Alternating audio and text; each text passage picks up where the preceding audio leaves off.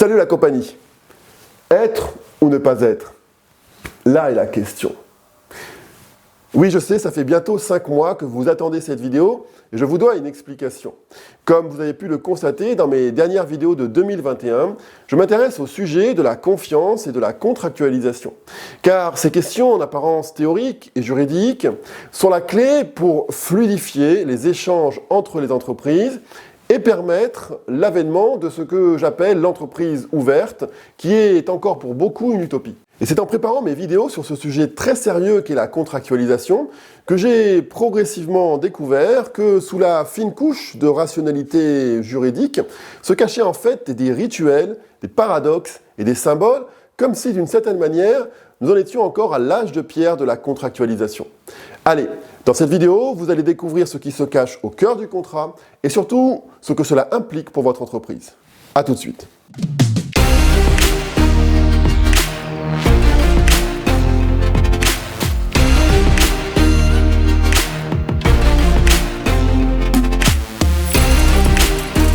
Bonjour, je suis Emmanuel Ifergan et après mes études à l'école polytechnique et une première expérience au ministère de l'équipement, j'ai créé il y a 20 ans une des premières solutions de gestion de campagne marketing par email en France. En 2010, j'ai rejoint l'entreprise familiale pour y accompagner les directions financières dans le secteur du transport. Et depuis 2014, je développe une solution destinée à simplifier les échanges entre entreprises et entrepreneurs.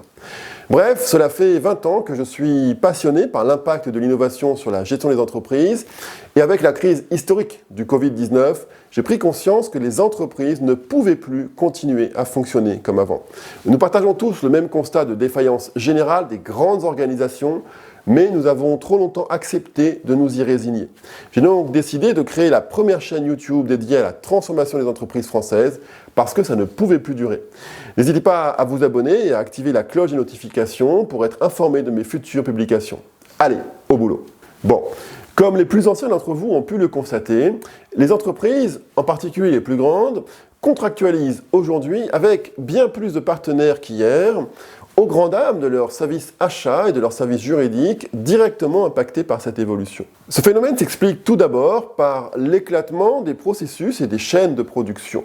Chaque maillon de la chaîne se spécialise pour répondre aux attentes de ses clients, particuliers ou entreprises, qui réclament toujours plus de services et toujours plus de commodités. Ensuite, et c'est un phénomène dont on a encore assez peu pris la mesure, les marchés sont, du fait de l'innovation, de plus en plus portés par l'offre plutôt que par la demande.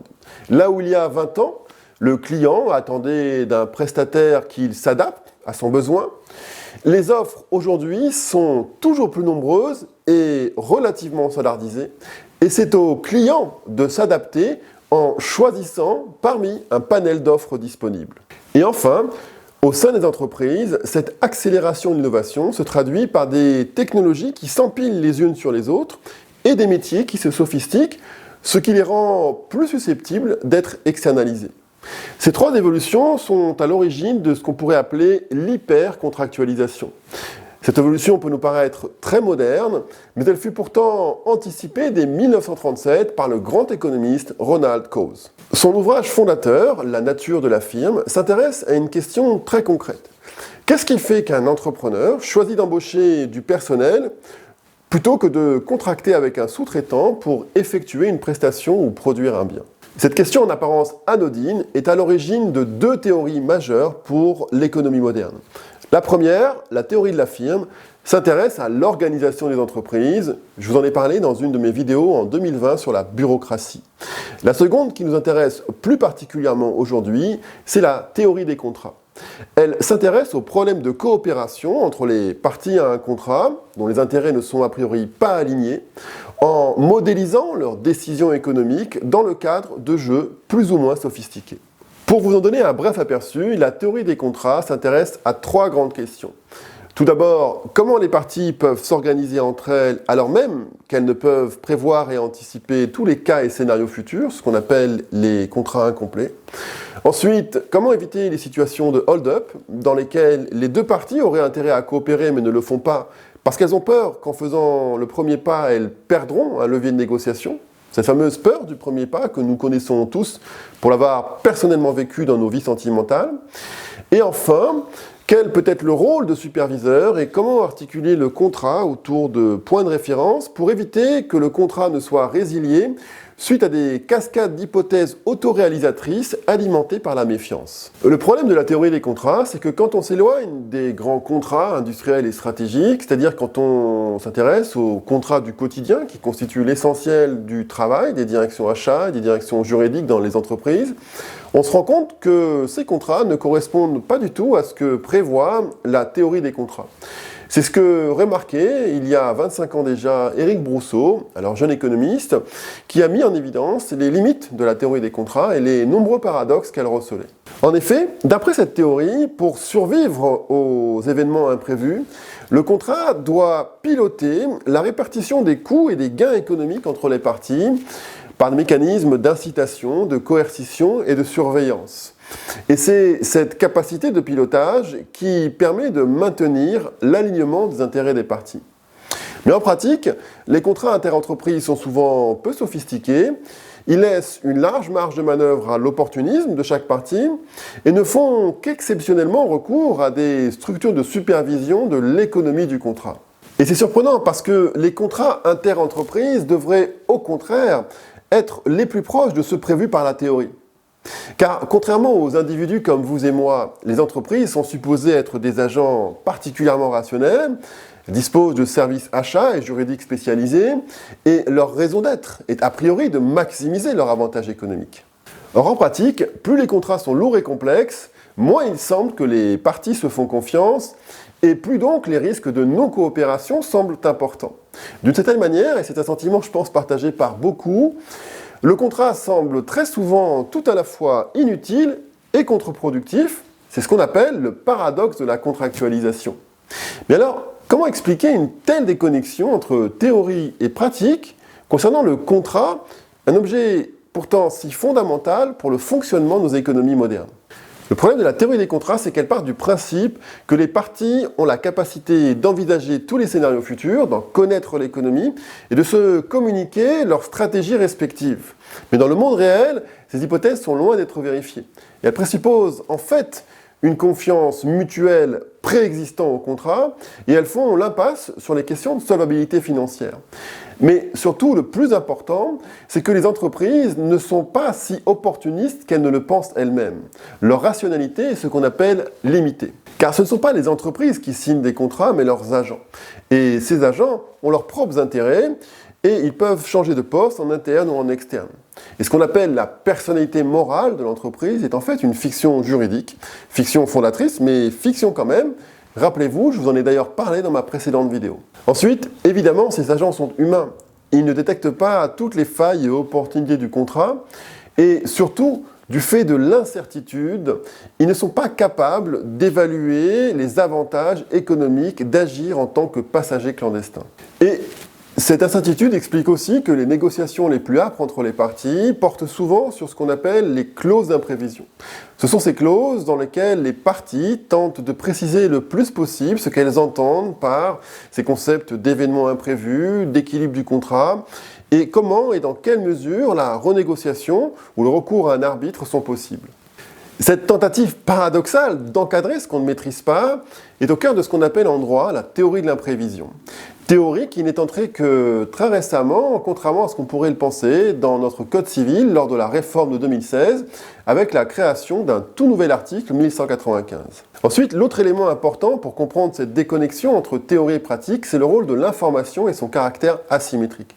Tous les juristes le savent, les promesses n'engagent que ceux qui les écoutent, car tout élément non explicité est nul et non avenu pour le juge. C'est la raison pour laquelle toutes les promesses doivent être écrites noir sur blanc dans un contrat. Mais cela suppose de disposer des compétences ou d'une expertise juridique. Mais au-delà de ces considérations pratiques, comme le dit Éric Brousseau, il y a aussi les limites du langage et de l'esprit. Les connaissances ne sont pas toutes codifiables, la plupart sont incorporées dans des routines inconscientes, dans des formes organisationnelles, ce qui fait que les engagements des parties sont souvent même tout simplement invérifiables. D'autant plus dans un environnement toujours plus incertain et toujours plus structuré par l'innovation. Bref, si la théorie des contrats semble aussi peu correspondre à la réalité des échanges interentreprises, c'est parce qu'elle sous-estime le rôle clé du contexte et de l'incertitude et qu'elle surestime la rationalité des acteurs, leur propension à l'opportunisme et leur capacité à le contrôler.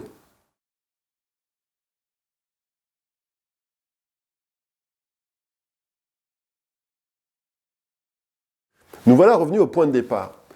Quelles sont les raisons fondamentales pour lesquelles les entreprises signent des contrats?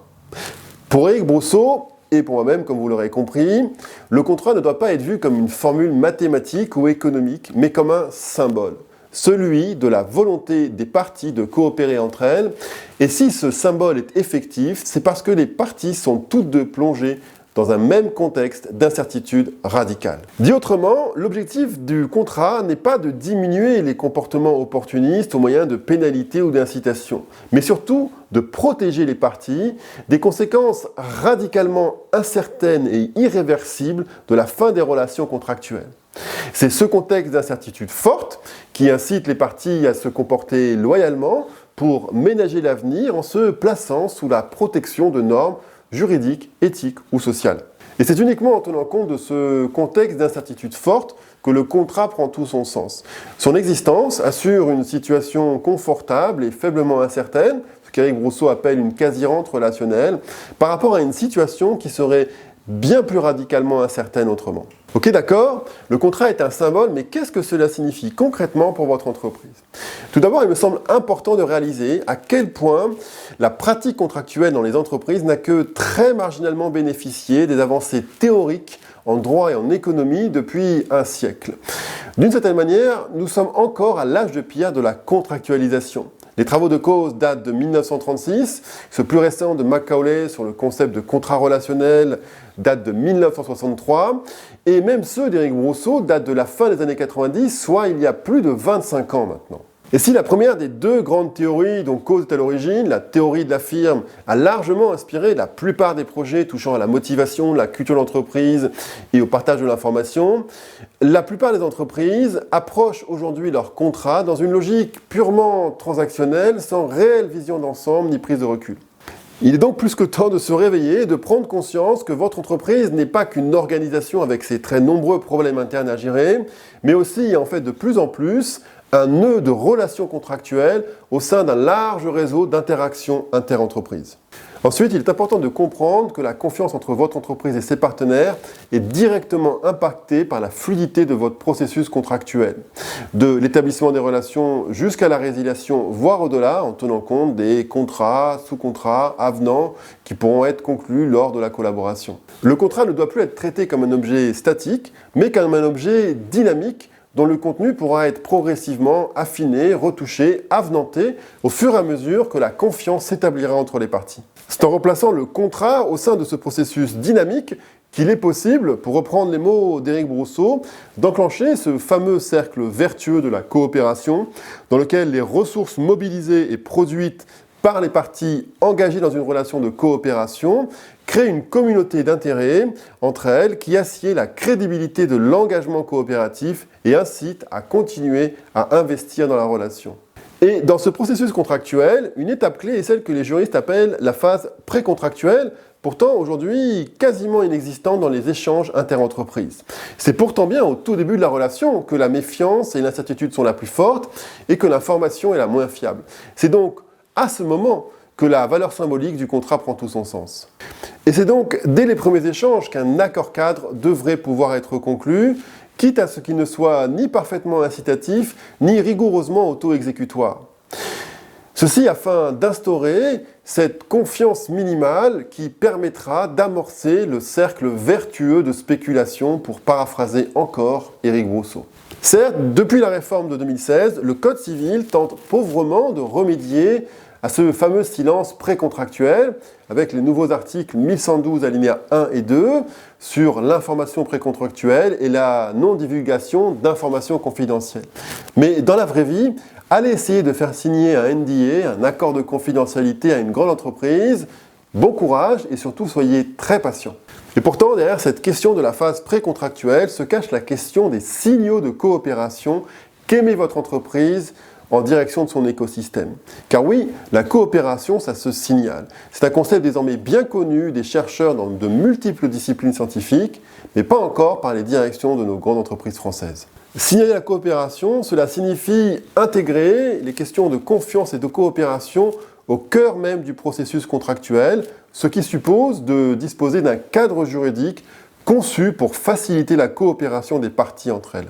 La doctrine juridique moderne n'ignore d'ailleurs pas l'importance de ces questions de confiance et de coopération entre les parties.